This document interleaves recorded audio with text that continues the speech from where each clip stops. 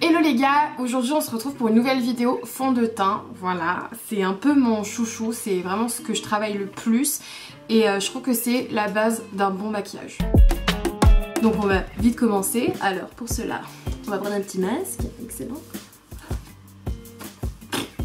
Ah putain. Donc, premier point, il faut se laver le visage avant tout maquillage et se l'hydrater. Donc j'ai pris ma crème hydratante, hop, hop. Voilà, toujours hydrater sa peau. Ça fait absorber et maintenir le maquillage un peu plus. Voilà, je sais que je me l'applique n'importe comment, mais le matin j'ai pas le temps, donc déjà je me l'applique, c'est quelque chose, tu vois. Voilà. Donc évidemment, il faut attendre que ça pénètre un peu. Entre temps, normalement, on mouille son Beauty Blender, parce que j'utilise le Beauty Blender. Parce que je vois partout, tout le monde en fait se plaint du Beauty Blender en disant oui, il absorbe trop de fond de teint, trop de matière, mais il faut le mouiller parce que sinon en fait ça absorbe le fond de teint. On attend encore que ça pénètre. Voilà. Ça va vous? Bon. Donc là aujourd'hui j'ai pas trop d'imperfections, donc ça sert à rien que je mette mon correcteur sur les boutons avant de mettre mon fond de teint. Donc moi j'ai un fond de teint hyper glowy, hyper fin. C'est un fond de teint de chez MAC. J'en mets sur ma main, je prends le Beauty Blender, le cul du Beauty Blender et je tamponne. Voilà, toujours tamponner, il faut pas étirer avec le Beauty Blender parce qu'en fait si vous étirez ça va enlever la matière. Donc vous voyez là, déjà, vous voyez vraiment que c'est très glowy quoi. Ce fond de teint, vous pouvez pas l'utiliser si vous avez des imperfections ou si vous voulez un effet mat, ça va pas aller du tout avec le rendu que vous voulez. Moi j'utilise vraiment pour avoir un teint léger, un maquillage hyper naturel. J'en reprends dans ma main, vous voyez il absorbe pas des masses. Bon là j'ai un peu plus d'imperfections de ce côté là. Putain mes cheveux hauts. Donc du coup, je vais peut-être en rajouter, parce que j'ai pas tout pris, donc j'en rajoute si besoin. Voilà, vous voyez bien, ça fait un effet mouillé, un effet très glowy, ce que j'adore. C'est très long cette merde hein, d'appliquer du fond de teint avec le Beauty Blender, surtout quand vous voulez vraiment un effet vraiment bien fait, quoi. Un effet vraiment bien fait. Oui, c'est logique. Si vous avez légèrement une démarcation, n'oubliez pas les oreilles et la naissance du cou. Moi après ce que je fais, obligatoire, un anti-cerne. Même si... Mais j'arrive pas à l'ouvrir. Putain mais c'est pas possible. Ah ouf. Donc moi je fais ça. Et j'en prends un toujours plus clair. Mais toujours plus clair mon anti-cerne pour avoir un effet lumineux. Donc là cette fois-ci je reprends mon Beauty Blender et je prends la pointe pour bien accéder au coin interne de l'œil. Donc voilà, je tapote bien, toujours tapoter, toujours. Et je descends en fait, je descends tout le long de l'arête du nez. Et j'étire aussi un maximum pour bien fondre en fait mon anti-cerne à mon fond de teint. Pas que ça fasse une démarcation de clair puis de foncé, je veux bien dégrader le tout. Non mais c'est quoi cette mèche, wesh? Oh, mais...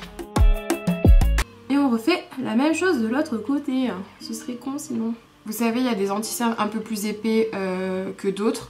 Moi, celui-ci, il est vachement épais et vachement couvrant parce que je m'en sers également pour les boutons et comme base de fard à paupières. Parce que oui, on n'est pas obligé d'acheter une base de fard à paupières hein, pour que le fard tienne plus longtemps. On peut juste prendre un anti-cerne. Il faut juste qu'il soit un peu plus couvrant. Et l'excédent qui se trouve sur mon Beauty Blender, parce qu'il y a toujours de l'excédent, je viens sur le front tapoter comme ceci et sur l'arête du nez, le menton et l'arc de Cupidon. Normalement vous avez ça à la fin du fond de teint et de l'anti-cerne. Moi je poudre très peu mon anti-cerne parce que j'aime pas cet effet mastoc, donc je vais juste en appliquer sur la zone T, c'est une poudre libre. Je l'applique avec un gros pinceau, là il y en a plein, on tape sans prendre plein la gueule évidemment, et je tamponne à peine. Très délicat, des mouvements très délicats. Vous voyez, ça l'a un peu poudré. Là aussi. Je m'en fous en fait de briller constamment. Moi je trouve ça presque joli. Mais bon, c'est pas de l'avis de tout le monde, donc c'est vraiment comme vous le souhaitez. Voilà, moi je poudre que mon anti-cerne et un peu la zone T. Sinon les joues, le front, je ne poudre pas du tout. Après évidemment on va rajouter du bronzer, donc ça poudre aussi. Mais je poudre pas pour matifier quoi. Donc voilà. Après ça, on va passer à l'étape du bronzer. Alors, je prends un autre pinceau et je prends une palette bronzer. Bon, elle est un peu destroy la mienne, elle a vécu. C'est une palette NYX, je vous mettrai peut-être les refs en barre d'infos si j'ai le temps et si j'ai pas la flemme. Voilà. Donc je prends un mélange des trois. Hop, hop, hop, hop, hop. J'enlève toujours l'excédent. Généralement, on fait la règle des 3, vous savez, toc, toc, toc. Mais moi en fait vu que j'ai un double menton, si je fais là, on va avoir clairement une démarcation et c'est pas le but. Donc du coup je vais faire un C. Je commence par les tempes. Je chauffe bien les tempes et je descends vers les joues. Et j'estompe. Si vous voyez que vous avez du mal à estomper, vous prenez de la poudre libre, vous en mettez sur la zone où vous mettez le bronzer et vous remettez un peu de bronzer. Normalement ça va un peu estomper le tout. Donc voilà, on creuse. Moi je viens jusqu'à la naissance des joues. Comme vous le voyez, j'ai des grosses joues, hein, j'ai des joues de bébé. Voilà, on fait comme ça. On remonte un peu et légèrement je viens faire ça, mais vraiment très très léger. Je me demande même si ça sert à quelque chose, mais bon, écoutez. Hein. On refait la même chose de l'autre côté. Et donc du coup, je viens fondre encore près de la joue. Encore un petit peu. Je viens étirer jusqu'aux oreilles, hein, toujours. Et je viens un peu mettre l'excédent de mon pinceau sur mes joues. Voilà. Et je redescends un tout peu. Moi ce que j'aime trop faire, c'est mettre un peu de bronzer, enlever l'excédent et en mettre sur le nez. Voilà, j'adore, ça fait un effet bronzé. Genre tu t'es pris le soleil alors que non, t'es resté à Paris, il pleuvait, c'est pas grave. À partir de là, on va prendre un autre pinceau. Donc moi, je vais prendre je vais prendre un pinceau un peu plus fin et je vais prendre mon petit blush qui lui aussi a vécu la guerre. Je peux même pas vous donner la référence tellement qu'il est utilisé, le pauvre miskin. Putain, ça fait du bruit ça. Ok, on s'en fout, excellent. Alors moi, je suis une adepte du blush et de l'highlighter, vous allez clairement le voir. J'en mets 3 tonnes. Donc je viens le fondre avec mon bronzer. Et je viens déborder sur la joue. Voilà. Parce que ça sert à rien d'avoir Poum une marque rose, Poum une marque rose. Faut fondre le tout pour que ça fasse vraiment un effet naturel. Alors limite j'ai pas besoin de mettre d'highlighter, hein, putain la vache. Donc voilà, on en remet encore une couche. Putain je sens que je vais être beaucoup trop rose, mais c'est pas grave. Hop. Oh, non je crois que j'en ai trop mis, non? Pas grave. Toujours l'excédent sur le petit nez.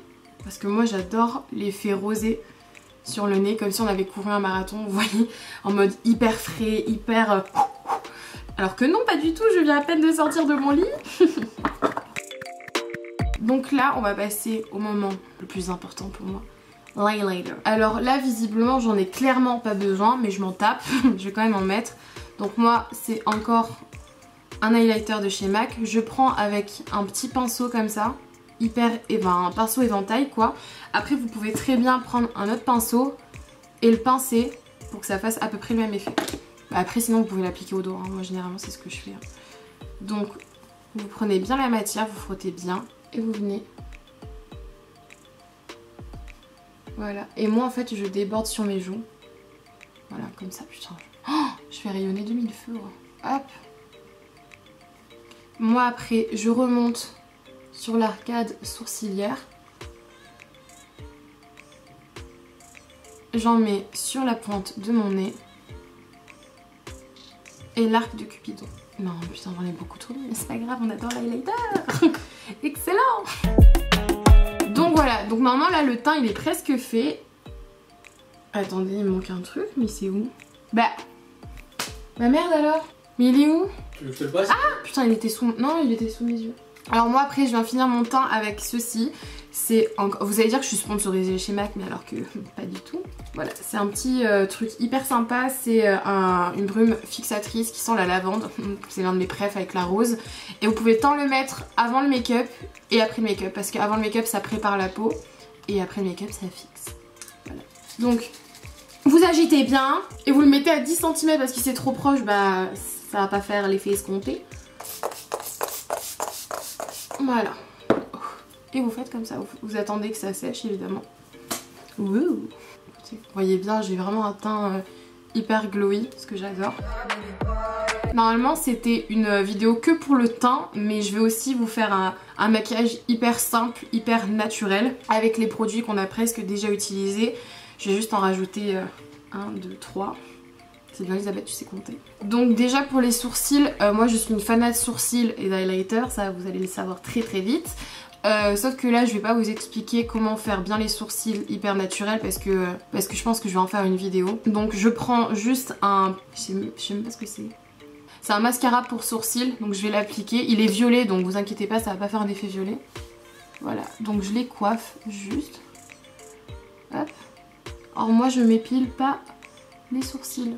Voilà, je ne les épile jamais, je les ai épilés une fois ou deux en 3 ans je crois, et maintenant je les épile plus du tout. Voilà, je les dessine et puis basta cosy. Donc là vous avez fait les sourcils hyper rapidement. Moi j'adore les travailler, mais bon, si vous voulez un maquillage hyper naturel, ça fonctionne. Donc pour les yeux, je vais reprendre un pinceau qu'on a pris précédemment et je vais venir prendre du bronzer, donc n'importe lequel, je fais un mélange des trois. Et je vais venir en appliquer sur ma paupière grossièrement. Voilà, c'est vraiment pour faire un effet maquillé très naturel, moi j'adore. Vraiment l'été, le printemps, c'est génial pour faire ce genre de maquillage. Surtout si vous n'avez pas le temps de vous faire un putain de make-up au niveau des yeux, au niveau des lèvres. Moi c'est ce que je fais. Après pour les lèvres, je sais pas, je les maquille ou pas? Allez, on ne sait jamais. Donc je vais prendre un rouge à lèvres assez nude. Je vais venir juste au centre de ma lèvre, en mettre, voilà. Et je vais venir estomper avec mon doigt. Voilà, ça va un peu mettre de la couleur sur vos lèvres. Et après je viens avec un rouge à lèvres. Ok, il est chum comme ça, on dirait qu'il est jaune doré, mais non. Je vais en mettre un petit peu au centre. Hop, et je vais l'étaler comme précédemment au doigt. Donc voilà. Donc là vous avez un maquillage hyper naturel. Voilà. C'est vraiment hyper naturel, hyper glowy. Genre moi je sais que je peux sortir comme ça, je peux aller en cours comme ça. Et puis regardez cet highlighter, mamma mia, qu'est-ce qu'il est beau. Donc ça c'est vraiment me...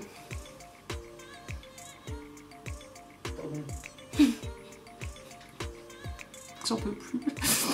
Ah mais je sais plus ce que je disais à cause de toi. Je suis vraiment désolée. Je suis vraiment désolée. Qu'est-ce que je disais? Donc voilà, j'espère que la vidéo vous a plu. Vous pouvez me retrouver sur Instagram où je suis vraiment active. À bientôt j'espère.